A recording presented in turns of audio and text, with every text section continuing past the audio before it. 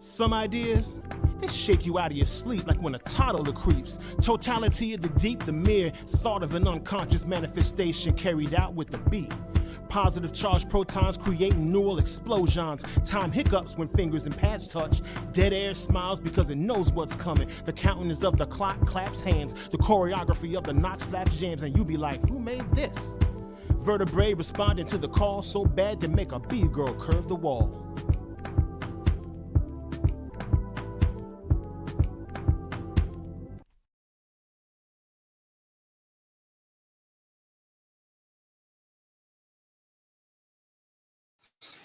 What's going on, world? It's yours truly, Mazi Mutafa, here from Words, Beats, and Life, continuing my conversations with the teaching artists of the Words, Beats, and Life Academy. Today, I'm honored to once again be in conversation with that good brother, Substantial. Hey, What's going on, family? peace, brother. Chilling, man. How you feeling? Excellent, excellent. It's interesting. I'm so glad that you were able to make time for this conversation for a couple reasons. One of which is that you've been teaching a brand new class in the Words, Beats, and Life Academy. That is the business of music. But before we get to the class, I want to talk to you about kind of your overall approach to business and music, because you're one of the few people that I know that isn't just the person on the microphone. You're also the person making the beats. You're also the person that does the marketing. You're in charge of so much of the work you do in partnership with your amazing wife. Running a business that's a multimedia business that's dedicated to arts and culture. So talk to us a little bit about just how you approach the business of music personally. Sure. I mean, I treat both like they're art, right? Because in a sense they are. Like there's a certain art to being able to do business, understanding that part of being a good creative is also taking in as much as you put out. So that means like just constantly trying to learn about my craft, right? And so when I'm working in business, it's the same thing. I need to be waking up daily trying to take in certain information so I can learn more about the business and adapt as the business changes, because it's a living, breathing, breathing. It's a living, breathing thing. You know what I mean? Like it's always changing and it's always adapting, just like the music that we make, just like the art we create. And so just trying to stay familiar with these changes, figuring out different ways that I can make these things work hand in hand, and learning not to be kind of so bitter about some of these changes, because a lot of times we get taken advantage of in the industry, largely because we don't educate ourselves, and that's our that education is our shields. It's our weapons when it needs to be. It's a lot of different things. And You know, it's interesting. Literally this morning I was watching, I don't even know the name of the podcast, but with Noriega. I don't remember the name of this Drink podcast. Champs. Probably, where they're drinking and smoking for the whole show. Yeah, Drink Champs, yeah.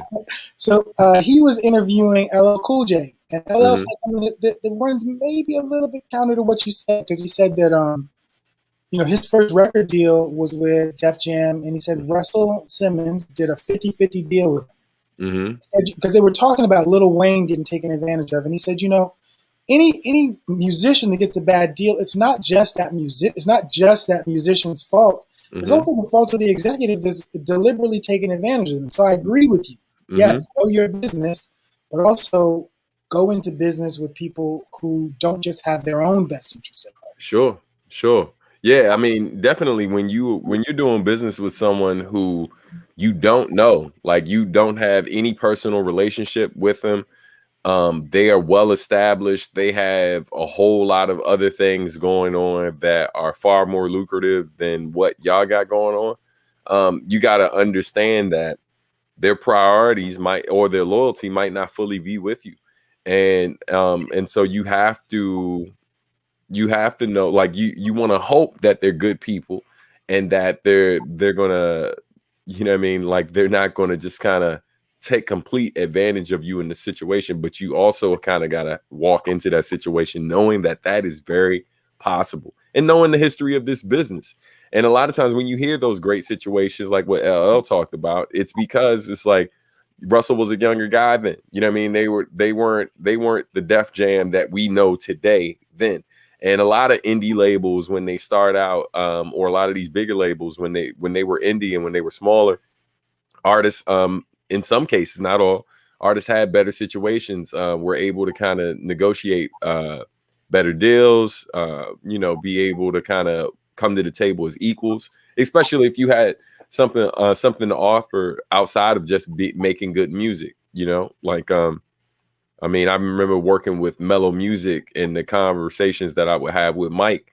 Even though I'm not with them anymore, I definitely felt as though when I would talk with Mike, like he recognized that I wasn't just an artist, and that like I knew a lot more about the business and how to navigate and create opportunities for the project that we worked on together. So it's interesting because I'll be honest, even though I run a hip hop nonprofit, like engaging with MCs was the very last thing we did because I just felt like it's such a crowded space, it's such a competitive space, and it's also filled with some people who are like really bitter about the relationships they've had because they didn't necessarily do their due diligence or they didn't understand that how much work they were going to have to do, even though they were signed to some sort of company. I wonder, as an independent, like, do you?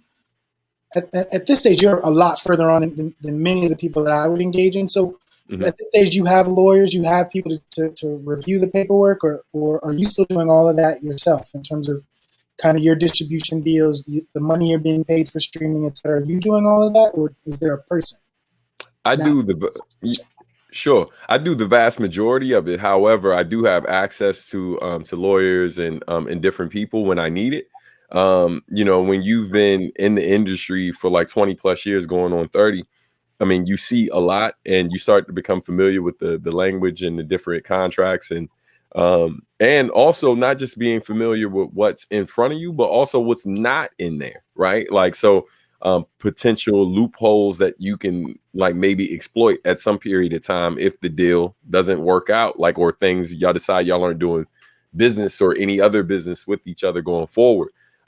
So I've made it a mission of mine to become as familiar as, I'm not a lawyer, obviously, but I've been able to kind of handle so much of it on my own because I understand how a lot of the stuff works because I've looked at so many contracts. So I mean, sometimes like if I'm in a situation that's a bit unfamiliar, new territory, like I had to meet with a lawyer not so long ago about like sampling. And just because I'm negotiating this one situation about sampling the record. And it's a different conversation than I've had in the past. So, just trying to navigate that and get some clarity from them before I walk into this situation, But are there major differences for you to negotiate as a producer versus as an MC? I mean, there can be. I mean, there are some contracts that are pretty much just cookie cutter, right? Like depending, especially when you're dealing with indie labels, and mainstream labels as well. But there are things I'm thinking about putting in there as a producer that maybe I'm not thinking about as an MC. I'll say that. And so, I mean, what I've seen in terms of like nowadays, a lot of companies, and that's, man, it's, damn, I've been in it a minute. Like, because I'm about to say, yeah, now I'm seeing more of this. And then I'm remembering periods of time where it was like, oh, well, it was that too. But yeah, I mean, as a producer, I mean, there are definitely companies that reach out sometimes just kind of talking to you about one-off records. Sometimes, like just a track as opposed to a full-length project. And then occasionally you get hit up where they want a few. And so that's a bit different than what I've seen as an MC. Almost every situation where a label has approached me as an MC is usually for an album. Occasionally, you being put on the roster or like a situation where you're kind of in more of an affiliate, but they want to put out a record similar to, I mentioned Mellow before, but that was my situation with them where I wasn't technically an artist on Mellow. I was an affiliate who happened to have my project distributed through them. So, I mean, you're seeing more companies doing that nowadays, right? But like, it seems like with the production side, I'm seeing one-offs because a one beat, if marketed right. I mean, songs can do it too, but it's a bit easier in the instrumental hip hop world for like a beat to literally just kind of take off with very limited promotion or anything. If it lands on the right playlist, that beat might pull in 30, 40 grand for you off streaming. you know? I gotta also be transparent. You're the only person I ever talked to about streaming who talks about it in the tens of thousands of dollars. Everyone else I know is always complaining about streaming and how it's getting over on artists. And I understand that your approach is a bit different and your success has been different for a range of reasons. But I wonder, why do you think that you've had so much more success than a lot of artists in, let's just say, in the DMV, in my limited circle? Yeah, I mean, I guess my approach is a bit different. Like it's hard not to take anything related to your art personally or like extremely serious, right? And so I definitely take it serious, but I recognize going into this streaming situation that I think a lot of artists are just, oh man, listen. So, of course, we're all fresh off the Ghostface and Raekwon joint, so I'll reference them.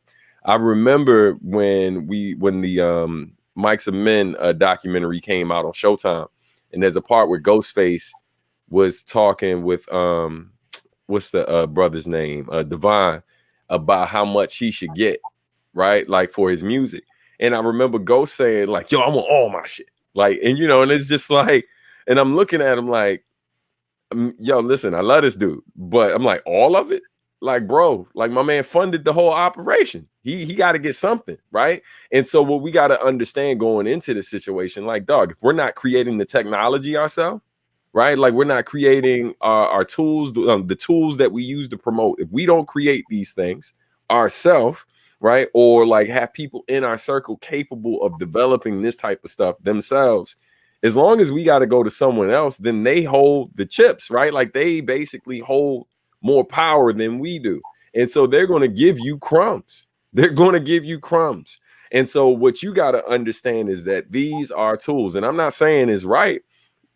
I also understand that going into the streaming joint, that like, the three major the three major labels, the three biggest labels are own like part of Spotify, and a lot of these other things, these tools that we use, like these major companies are directly got their hands in it. So when you see Drake come out and he's on every playlist, when you see this dude on you see him on a playlist for Latin music, and you're like, how? You know what I'm saying? Like, what does that have to do with the other?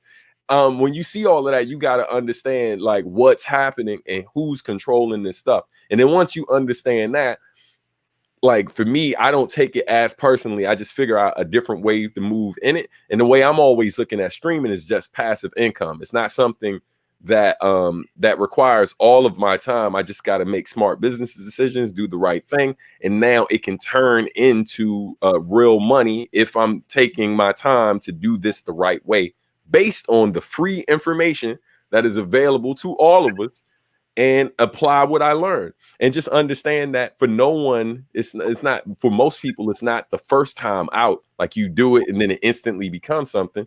It takes time, like anything else. You keep taking stabs at it and hopefully something sticks. And I mean, and that's ultimately what happened for me. And so, I don't fault anybody for being upset or irritated by how this joint works. I mean, luck is a large part of it. And then the other part of it is work. You know what I mean? And so you got to be working smart. And unfortunately, I mean, we see when we talk with a lot of our clients that a lot of them don't understand how to navigate that particular situation. And, when we are blessed enough that we get a client that's really not kind of bucking back at a system that like they're really not willing to kind of do the work to change it, right? Like they don't want to do the work to change it, but like everybody's willing to complain. And so, when we do have clients that really kind of take heed to what we're saying in different ways to approach it, almost every time, man, like we see them turn it into real money. It just requires some patience and discipline, That's what's up. It's interesting just because your own choice to move into music and the business of music, not just as the artist, not just as the producer, but as the graphic artist, as the event planner, like all of the different aspects of the business that you're involved in and ways that you support other businesses. Mm-hmm. I don't think that's a common approach. Like almost every rapper that I know just raps. Like they don't even necessarily work at Starbucks. They don't necessarily have enough. Like they're putting everything that they have creatively into just being a musician and counting on other people to do those jobs. It's like one of the most frustrating things as like someone who produces events is counting on the artist to also promote, because a lot of times artists don't see that as their responsibility. My job is to show up and rock the stage. Your job is to make sure there are people in the audience. No doubt. Let's say I'm poor at my job and I only get a few people that are part of your fan base. There's a disconnect for many artists between like the business part of their show and the show part of their show. Sure. What do you feel? What do you feel like is not necessarily the reason? Because you talked about all this free information that's available. Everybody, everywhere, everyone has access to the internet. But why don't more artists see it as their responsibility to be involved in the business part of the show? Yeah, I think what all artists ultimately want, not all, but a lot of artists want to be able to kind of let people who are supposed to know this side of the business focus on this side of the business, right? Like, yo, just go do that for me so I don't have to worry about it. So I'm a little less stressed. I can just do this, that, and the third. But what the artist doesn't understand is like, if you learn how to do that side of the business, not only is it going to become more beneficial to you and help your working relationship with these people, but more importantly, now your value's higher, right? Like you're worth more money now because you know how to do their job. You understand how to.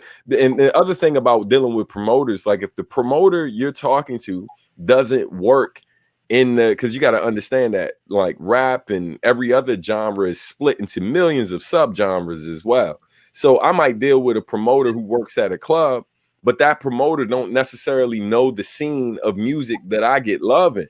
So when they put out their announcements and this, that, and the third to their usual audience that they're tapped into, they might not get a bunch of responses. So they're looking at the artist like, yo, man, you need to holler at your people because I'm putting it out here and it ain't getting no response. And then when you show up to the club and there's 10 people standing there, if you're lucky, you're frustrated. You're looking at the promoter like, yo, you failed me. But there's this disconnect. Like if that promoter doesn't listen to your music, if they don't know that particular scene that you're in, and like this day of like, if you're not a mainstream artist, the expectation shouldn't be that everybody knows you. Even if you're a big indie artist, there are plenty of indie artists that have millions of monthly listeners where I go to talk to people who are like super underground heads and they don't know who these people are because the scene is huge. It's huge. So what I've learned to do is like, yo, I've learned to kind of understand more about how a promoter works.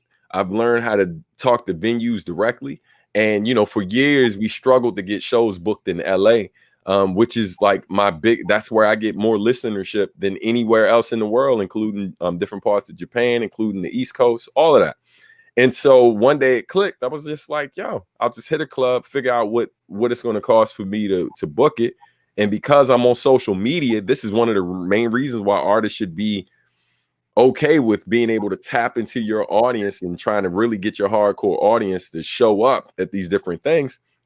Because once you figure out how to do that side of it and get these people to show up at these different places, now you got more power. Now you know that if I do a show in this particular region where I have a lot of support and I spend this amount of money, but I know for sure that these fans I interact directly with are going to show up. And if all I don't even need hundreds of them to show up. If I get 100 of them to show up paying this particular price, I'm going to make a profit. And these are my hardcore fans. Plus I got merchandise. So I'm monetizing multiple different ways. And on top of that, I've negotiated a part of the bar, right? Like, dude, there's 3 different ways that I'm monetizing this situation, not including your streaming, not including like merchandise that might get sold later online. You understand? So there are so many different ways to kind of look at it. And when you understand that side of it, you'll just find different angles to kind of work it. You'll again, like understanding what the promoter's role is and how to do their job a bit more will give you more respect for what they do, but also keep you from making unrealistic expectations of what they do. And then also help you realize that, you could probably do it yourself if you only talk about 50 to 100 people. You know. You know what's really interesting? While you were talking, I was going to say, how big is your team? But the things you described don't actually require you to have a team when you go to the venue. It's really getting the Mhm. venue to give you a portion of the money they're going to make from you being there. I just wanted Mhm. to real quick give a quick shout out to Popmaster Fable, also known as Jorge Pabon, who's tuning in, who said, great conversation filled with knowledge and wisdom. Thank you. And to our good friend Prowess the Testament, who said lots of great gems shared. I definitely need to reach out to you for counsel on my streaming approach.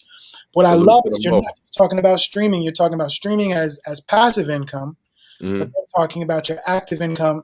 What was it that made those promoters in LA um, move forward? Because you said you had to buy out the venues, or Yeah, so the promoters didn't really move forward, right? Like for years we were trying to kind of get on. We finally got we finally got this one club to kind of take us on and let us use the spot for the night. And we just had to make sure we didn't have to give any upfront money. We just had to make sure the bar made a certain amount. And we just made the event free, right? Like we didn't charge anything to get in. We just made the event free because we knew, we were like, yo, we got fans in LA. We just want to see if they're going to show up. We were able to book this show. I don't even think it was 3 weeks out. It might have been like 2 weeks that we were able to confirm the show for our tour. And it was a little hole in the wall place, man. And we had 150 people show up to this spot on a Wednesday night with like maybe 2 weeks notice. And the club, we were looking at the staff, and the staff all night, all we kept hearing is just like, yo, it never looks like this on a Wednesday. That's all we kept hearing over and over again. And we, and of course people are like, well, why would you do it that way? Because you're not gonna make any money, especially if you didn't charge. It was more so we knew we had an audience there. We just needed some type of evidence. Like, you know what I mean? Like we had to throw one successful show just to prove the next time we were trying to book something in that region that we could do it. And when it was as successful as it was, where we didn't make any money off the door because there was no cover charge, we made like between 1,500 to $2,000 in merchandise, right? So that's where we were able to pull our money. But now we got this evidence. So, and now we got a venue. So the next time we went to come out, we reached out. Apparently our contact there wasn't there anymore, or was sick or something. So things didn't work out with that venue. So we reached out to another venue, and the first thing we were able to say, hey, look at these photos from the last LA show we did. Here are the numbers from that particular night. Here's what the bar did, this, that, and the third. That being said, we're interested in booking your club for this particular night. How much do we need to pay? How much does the bar need to make? Et cetera, et cetera, et cetera. And when we were able to prove that we could do it and we did it on our own, if we had the money, they were like, hey man, as long as you can cover these things, here's the contract. And we did that. We were able to make they made what they needed to make. What was it? We charged 20, you know what I mean? And we were able to pull a profit from the door, pay all of the acts that opened up for us. What a concept. Pay all of the acts that opened for us and supported the show. And on top of that, was able to pull nearly $2,000 in merch. And so it's about you have to know your numbers, right? Like we knew what our analytics looked like. Me and the other artists who were headlining both had like roughly 2,000 to 4,000 monthly listeners just off Spotify in that region, right? Like just in that LA region, that was what our listenership was. And then on top of that, we got the supporting acts who were from that area, who got homies and friends and all of that, who were coming out to support them, mixed with our audience. And we only had a crowd of 100 people for that. But I mean, it's 100 people who all paid $20 to get in and all bought merchandise. right. You know what I mean? So, so that might look like a small audience to some acts who show up in LA and 1,000 people come out. But how many different people they paying? They paying the booking agent, you know what I mean? Dependent, if they got a 360 deal, then their label's getting a portion of that. They got like all of the team, they got a tour manager and a long list of other things and people that got to get paid before they see anything, There's a couple things I really love about that story. The first is that you lift up the importance of knowing your numbers in terms of streaming, but also shifting the way you think about the role of Spotify. That if it's not a money play, it's an audience play. And so using those platforms to find the people that want to hear what it is that you're doing, so that you can bring them a secondary and a third and a fourth product that then makes them a different kind of fan. Yeah. And it feels like that's not just something that would be relevant for music, because the Brother Babone, who called in, is a popper. So this could be something that's connected for dancers, something for visual artists, using a different platform. Like, where are people engaging with your content, and then how do you get to them? Yeah, absolutely. And you know, all of these sites give you access to analytics and show you what your audience looks like in particular regions. And so, you know, like I mentioned the Spotify numbers, but also we were able to pull the Bandcamp numbers as well. And the vast majority of people who spend their time on Bandcamp are spending money on Bandcamp.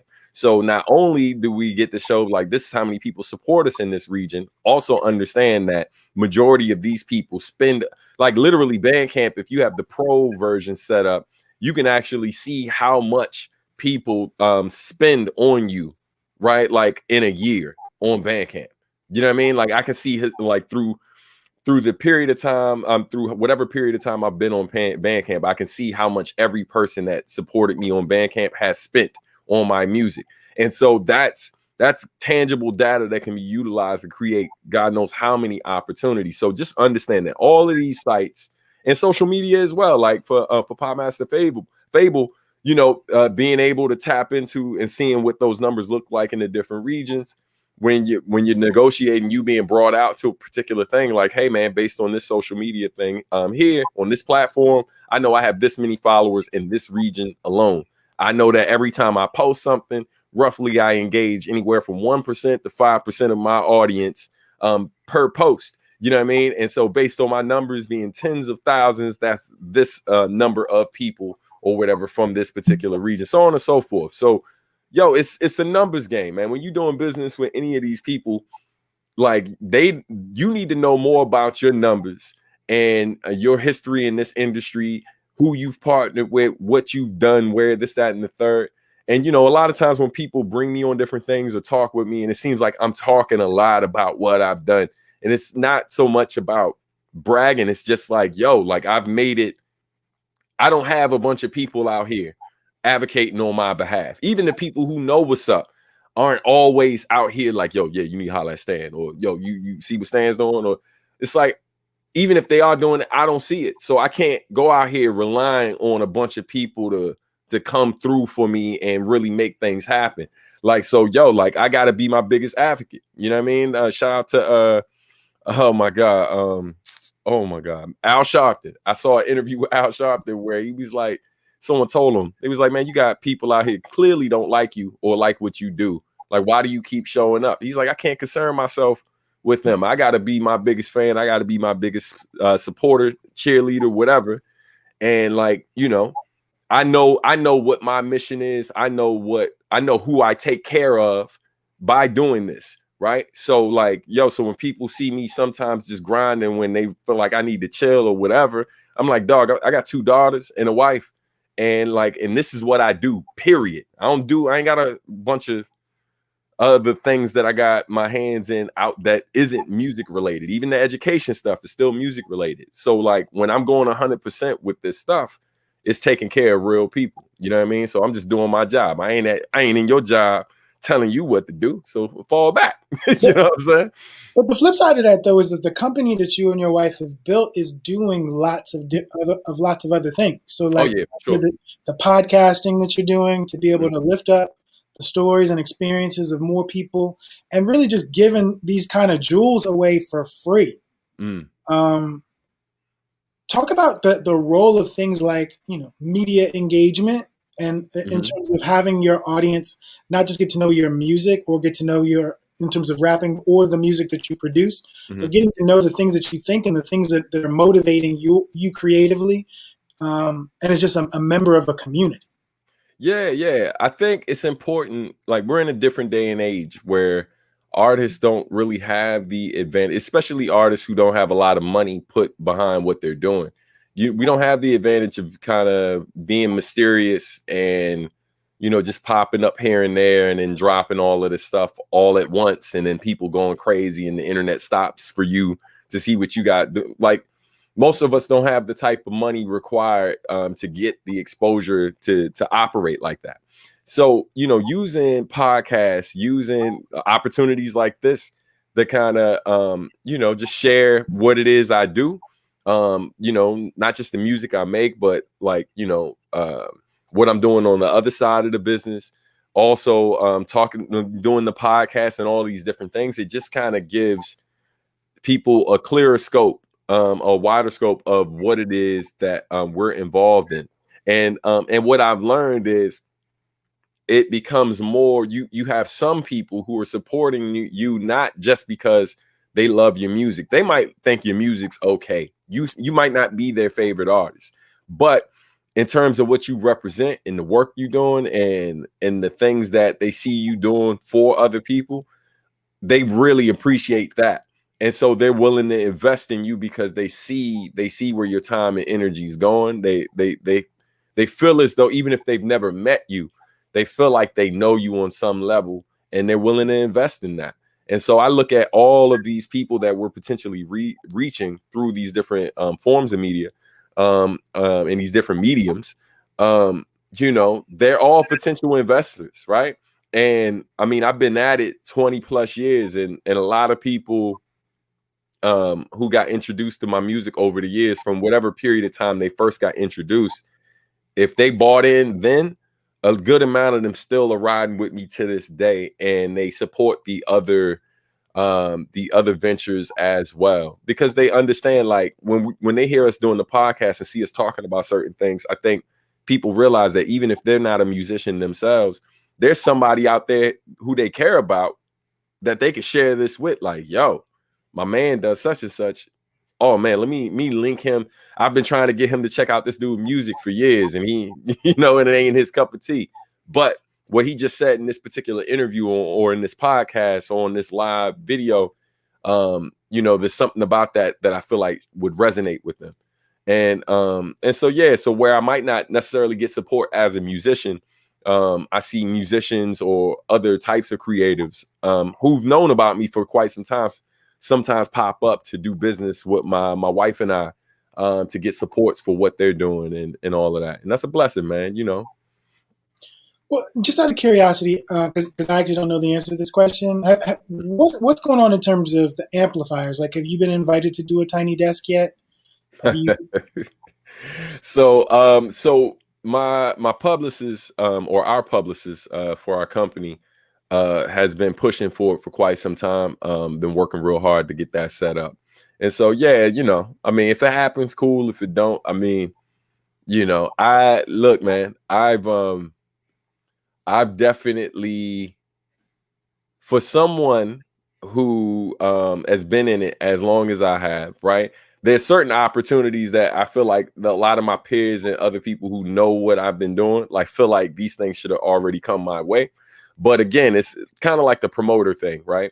Where oftentimes people who are in the position to give folks like me these opportunities, they don't necessarily know where to look in terms of like kind of verifying that I'm an artist of a certain stature, or if I've done this, that, and the third. And so when they just kind of go about checking on what I've done the traditional way, a lot of times the information don't pop up.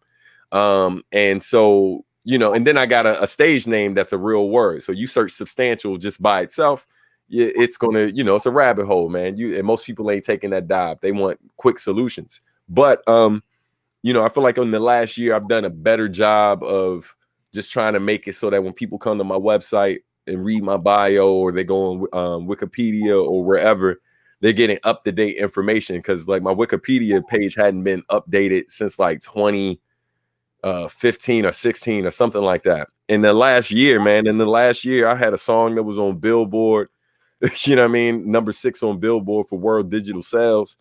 You know, did 2 like notable video games. Both of those songs went viral. One of those songs currently came out 2 weeks ago, already has like 45 or 47 million streams on YouTube. You know, it's like, man, again, advocating for yourself. So recognizing that I had to go in and make sure that all of this information is up to date. So hopefully when these people now are considering me for these different things, they look up and they're like, oh, like, wow, we didn't know you had all of this stuff going on. And yeah, man, you know, if it comes, great. I mean, I've set myself up like financially and professionally where it's like I don't have to rely on those things. But the beautiful thing is when those things come, the returns that an artist like me sees from it versus someone who's kind of not really positioned themselves in the same way, it's very different. it's a very different win. So you know, because it's, I mean, yeah, man, I split the pie mostly with the women in this house. You know what I'm saying? So, you know, it's a very different type of effect when those things happen. It's interesting. I think that you are definitely the only artist that I know who regularly talks about multiple millions of streams of content. And so this idea that you continue to be a part of projects, or to have your project be things where lightning strikes and the world loves it, I'm sure is amazing. And to that end, I think it's interesting that you've also decided to dedicate a portion of your time to teaching people how to do the things you know how to do, whether that's through Omega Studios or this current session of the WBL Academy, teaching some of the young people who are interested in learning more about the business of music. What do you think the profile of a person that is suited or prepared or really interested in learning about the business side of music and not just the performance side of music is, based on your experience, like the kind of people who sign up for classes that you teach? What are they like? Off the top, it's just, I think the biggest thing a lot of those folks have in common is they like learning, right? Like, I don't necessarily think you have to necessarily love music, right? But like, or, you know, or be interested in trying to be a huge musician, because I meet people who say they want to be professional artists all the time, but just kind of lack the dedication to get them to a certain point. But the people who like learning or love learning in general, I feel like are best suited to kind of really take advantage of these classes. And I'm a person who, I mean, I literally wrote some lyrics today that was just kind of talking about, you know, like the lyric says something like, you know, my only mission is growth, right? Like, I'm not on this whole, because I'm 42 years old and, you know, I'm long in the tooth with all this wisdom kicking in, all this gray hair. You know what I'm saying? Like I know all there is that I need to know, and I don't have to take in any more information. And then I just, you know, complain about every change that happens in the industries I work in. I just understand that the only constant is change. And so, like, if that is the only constant, then that means new things will constantly be like coming up. And I find that the people who are best suited to thrive in these type of classes and really kind of take this and go somewhere with it are the people who enjoy learning in general. And so, you know, and I think it falls on us as instructors to kind of make it as engaging as possible and make learning fun, right? Especially, you know, in my class this year, this is, you know, with the music business thing, this is kind of one of the drier things to teach. I'm not teaching you how to rap. I'm teaching you about all the pitfalls out here for rappers. So, you know, trying to find ways to make this interesting, keep them engaged, and hopefully inspire them to ask more questions. Because when they're asking questions, that's how I know that, you know, they're hungry for more knowledge and want to learn.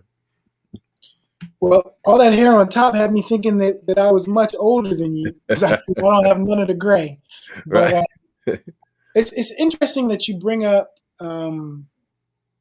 this idea of making it interesting. I feel like, you know, the limited exposure I've had to the Academy this year, there are a number of problems that are happening in public schools around virtual learning that it feels like we're not necessarily having, at least not to the same degree. Like, people are engaging. Sometimes people have their cameras on. People are showing up to a program they don't have to be at. Right. I wonder, for a class that you feel as the instructor could be dry, that you work to make engaging, what are the things that you feel like you're doing well, and areas maybe where it's difficult to like teach the business of music to younger people? I feel like this is one of your youngest classes. Yes. For teaching music business versus teaching them how to rap. Yeah. Or even make beats. Right. Right. Yeah. So, you know, definitely the challenge that I faced this year, because it's a lot of reading, right? Like, it's a lot of reading. Typically when I teach music business classes, it's an older audience, as you mentioned, or older batch of students. And oftentimes they are you know, they've already kind of, how can I put it? They've already kind of dived into the business a little bit, or kind of have some plans, where a lot of the class that I'm teaching right now are like, they're super fresh, right? Like there's maybe like 2 or 3 of them who've actually just uploaded something at least to SoundCloud, where the vast majority of them haven't even got to that step yet, right? So so the challenge is, sometimes when I'm talking about certain information, it's not, a lot of the stuff that I'm sharing with them isn't an immediate thing for them where they are in that moment. But the thing that I keep reminding them is like, look, I'm a person that, I mean, I started talking to major record labels when I was 15 years old, right? So there's a lot of stuff I became conscious of like when I was their age. But prior to me engaging with these people, there was no class, right? Like no one actually was like, here's what to look out for, right? Like I didn't have that before I met with the first company I met with.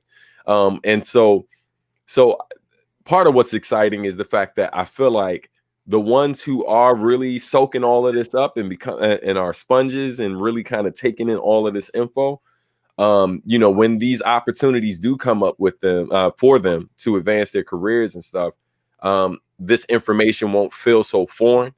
They'll be able to kind of circle back and realize that, because a lot of the information that I show them is public information. Like it's like I'm pulling from sites they're familiar with. Like here's YouTube. And even when I pull from somewhere that they aren't familiar with, you know, there's a link, there's the site that's outlined in the top, and, you know, letting them know that like, yo, it's a Google search. Like if you're as smart as the question you think to ask and the research you're willing to do.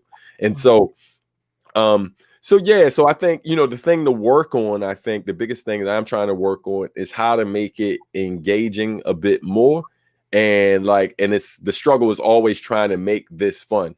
I think for people who find this interesting, you don't have to try so hard. But for the ones who maybe like tap out after the first few minutes and after reading through a few paragraphs, and then we all read together. Like I'm not just sitting there just reciting the whole thing to them. You know, we take our turns, we pass it around. Like, you know, like I don't stress it to them that this is a cipher, but that's very much how we treat it. We rotate it like a cipher, so everybody, you know, they get to hear different voices sharing the information. And then hopefully, sometimes I feel like when I'm reading something, I see things in it that I don't necessarily hear when people are talking to me about the exact same thing.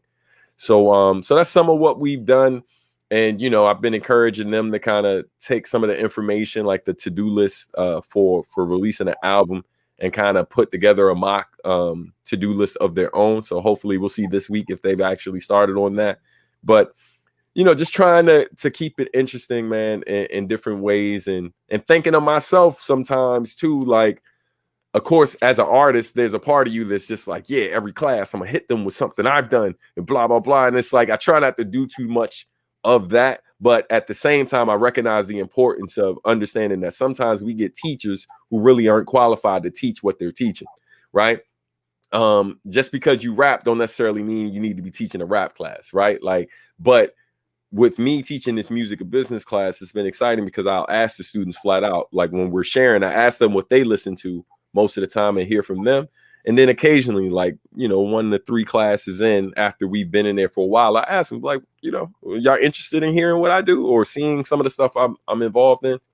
And then they let me know, yeah. And that lets me know they care about me a little something. So so I use that opportunity to share something with them, and hopefully that triggers more questions. And I recently shared the thing I did with PUBG Mobile with them.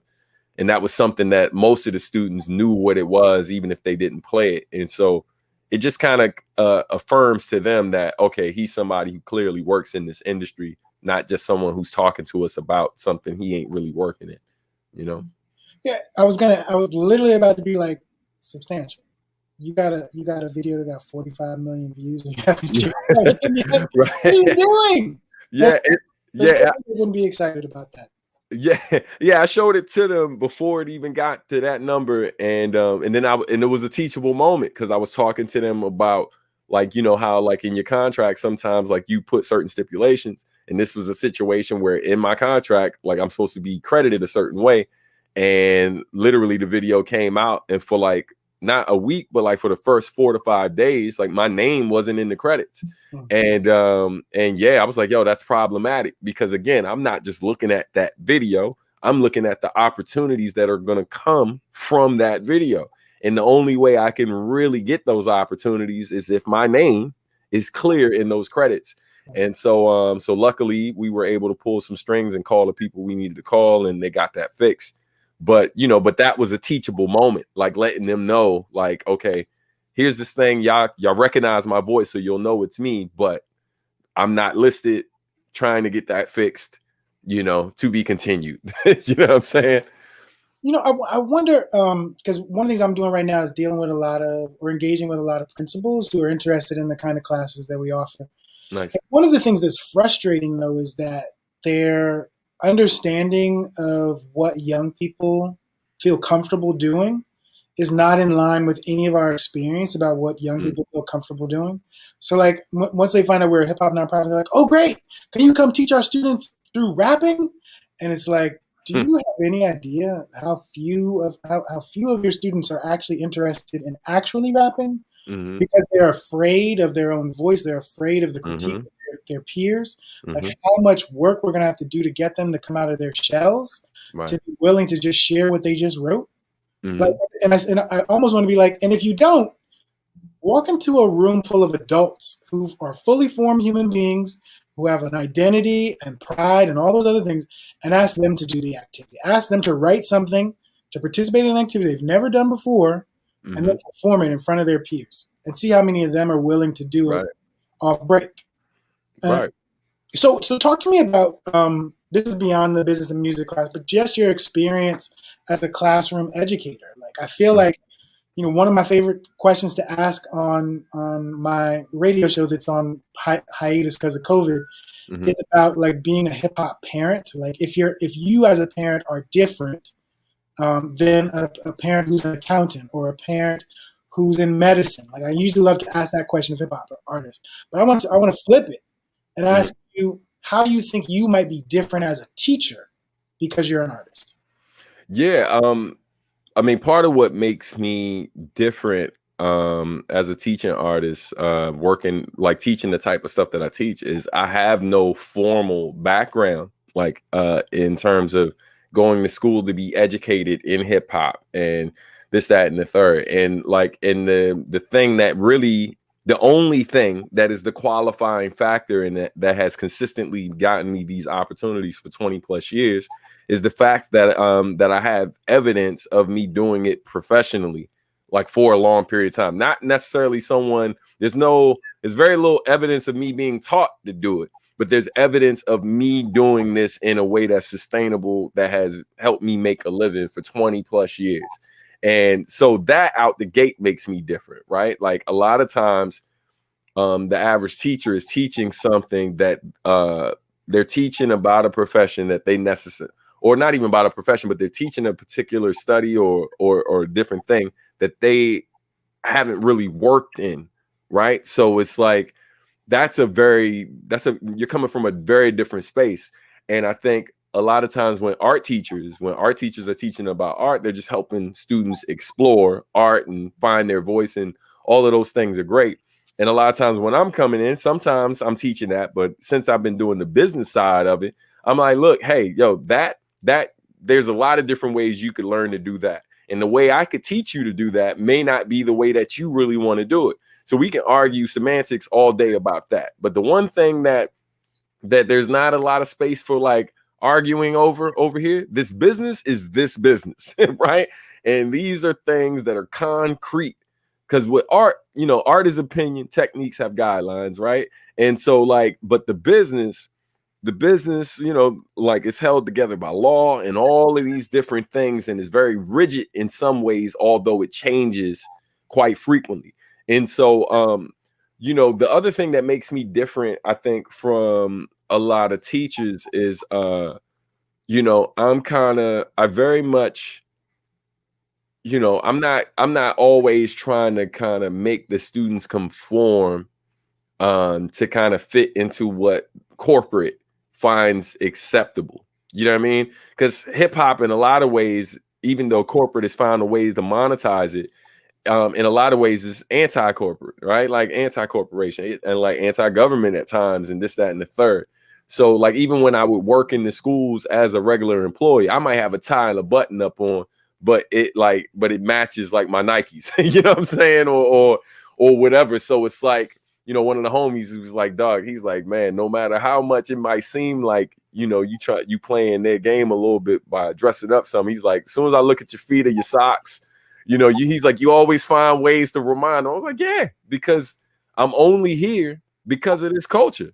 This culture is the reason I'm here, because, you know, I don't have a degree. I don't have all of the other stipulations that are required for me to be in this room teaching these kids. But because of this culture, you know, creating something out of nothing, this culture helped me make a way.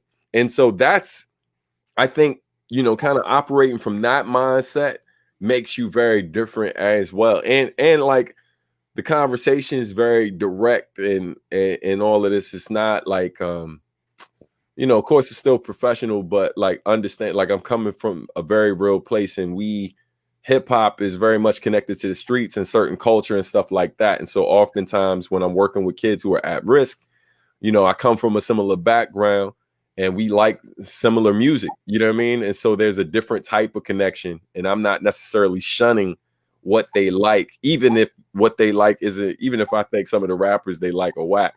You know what I'm saying? Like I at least can appreciate why they identify with those artists. And the second I hear their story and then hear those artist stories, I can make that connection, and it helps me appreciate my students. But more importantly, it helps me appreciate what they love, you know, and instead of trying to tell them that they're wrong for liking what they like. So, you know, it's just, yeah, man, it's an interesting exchange. You know, I feel like I'm learning as much as I'm teaching. I'm curious. So one clarifying question, because this is my third interview, and the last one was in part about college. You didn't finish? Nah, I'm a college dropout, man. Me and Kanye. Yeah, I dropped out. I attended Pratt Institute, and shout out to Pratt for showing. You just go up in Pratt and told him you was finished, like Kanye. So what happened, man?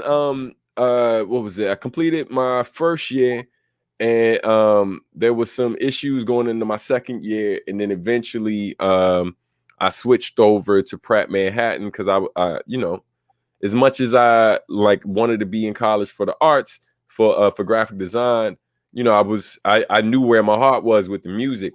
And so while getting situated and finally getting my stuff together to get in Pratt Manhattan for the second year, I'm lying. I completed 3 semesters of Pratt's the full program, and then I switched over to Pratt Manhattan. And that was a 2-year program. And that was partly because I was like, yo, I gotta get to this music sooner than later. And so anyway, but while I was in school, I got a record deal with Hideout Productions in Japan. And I went from, you know, doing this kind of as I wouldn't even say it was a hobby. It was still, you know, I was still trying to really do something with it, but things got fast tracked. I started, you know, flying overseas. You know, they put me up, had my own place in Tokyo for like a month, studio apartment, just literally waking up every day, go write raps for hours and record for hours, 4 or 5 days a week, like a regular job. And so when I came back, it's kind of hard to come back from that and just be like, yeah, I'm gonna go back to school. And so, especially a school that's $30,000 a year. And so I just had the real conversation with my mom before we talked to the school. I was just like, yo, I can keep pushing this and see where it go, and you know, and drive us further into debt. And keep in mind the school's $120,000 if I stay all 4 years, you know, and I ain't got no scholarships. I got a few grants, but you know, we still gonna be looking at least 80 grand in the hole when I'm done. And so I was like, I can do that, or I can go ahead and just dive face first into this music thing, and you know, help you out maybe with some money, and you know, do something else and make this stuff happen a bit sooner instead of waiting around you know, to finish this school and deep in debt. And so, and my mom's just like, you know, she loved money as much as anybody else. Was like, yeah, I like that second idea, baby. So, and yeah, man, and I've been pushing ever since. And so, and shout out to Pratt, man, because Pratt made a lot of this possible. I don't regret my time there. And there was a part of me that at one point was considering going back, but shout out to them mainly because the love that they showed me and the opportunities. And my wife and I recently came, we didn't go up there, but we did a digital presentation via Zoom to students there and stuff. And so they've never made me feel like I was anything else but an alum. You know what I mean? Like I finished like anyone else. You know, because I ain't drop out because I couldn't handle it. I dropped out because, I mean, the reason why we go to college is to find, you know, figure out what your career is going to be and set yourself up for success. And Pratt had a lot to do with me being successful. The brother who I met that helped me get the opportunity to go to Japan, he was a student from Japan. His brother was like the biggest rapper in Japan, Zebra, and he happened to work at Nujabes' record store during summers. And so he was working at Nujabes store, and Nujabes asked him about rappers in New York. And you know, we were classmates and all of that. And so he was not classmates, but he was a different year than me, but we knew each other. He rapped too. And so like, he was like, yo, my man Stan. And he passed him a mixtape that my man DJ Biscuit made, Bisquan, a graph artist as well. And yo, that changed my life. So like that wouldn't have happened had I not gone to Pratt. You know what I mean? So I want to speak 4 things into existence for you. One of which is a tiny desk. 2 is a long interview on NPR talking about the trajectory of your career. 3 is an honorary degree from Pratt. Go ahead, brother. And 4 is a front page of the style section of either the New York Times or the Washington Post. Man, from your lips to God's ears, man. I appreciate that, brother. Last question as we wrap up, because thinking about Fable and his connection to this conversation is that both of you are connected through Next Level. So, yep. Can we talk about, as we wrap up, your soon-to-be trip, God willing, to Haiti? Yes. Do some work with Next Level. Yeah. Super, super excited for that. One, because I've been Haitian by association for 20 plus years. My wife is Haitian. And yeah, my you know, like sapase to all my Haitians out there. But yeah, I'm super excited to go. And you know, I love the concept of doing conflict transformation through the music. Because that is the story of hip hop, right? Like that's exactly what birthed the culture, right? Like, you know, people in the South Bronx, young people in the South Bronx, transforming their conflict into this culture, like, you know, squashing beefs, creating a treaty, being able to create this peace that the local government and the powers that be had no interest. I'll say that as opposed to saying they couldn't.